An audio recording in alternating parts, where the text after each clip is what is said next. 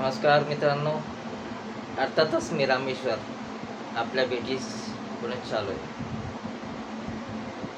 आज खूप आनंदी आहे आणि आत्मविश्वासाने तुम्हाला काहीतरी सांगू इच्छितो.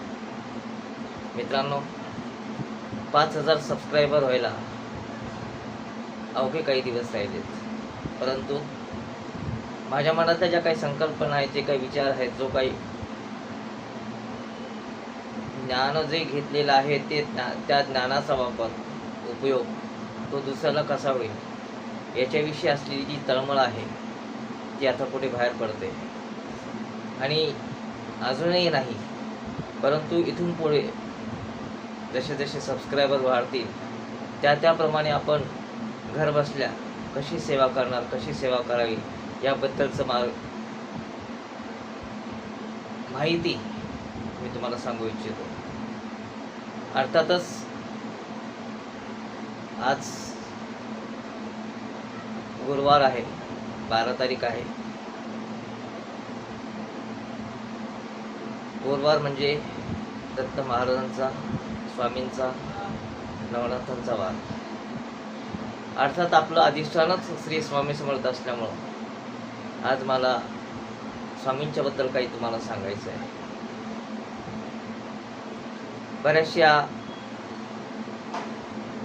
कुटुंबामध्ये स्वामी महाराजांची सेवा केली जाते, खूप मनापासून सेवा केली जाते आणि त्यांना अनुभव देखील येतात, परंतु प्रश्न सुटत नाही.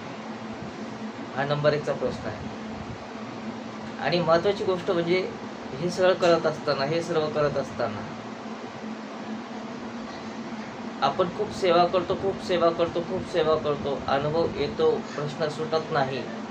म्हणून प्रश्न सोडण्यापेक्षा आपण स्वामींना सोडून देतो, परंतु त्याचं चिंतन मंथन केलं जात नाही की स्वामी महाराजांची सेवा करताना आपण कुठे कमी पडतोय. अर्थातच स्वामींची सेवा घरी सुरू आहे, मनापासून आहे, सर्व काही आहे, परंतु स्वामींचा फोटो हा कुठेतरी टांगलेला असतो भिंतीवर आणि त्याची आपण पूजा करतो आणि आपणच देवाला दोष देतो की असं काय होतंय, माझे प्रश्न का सुटत नाही.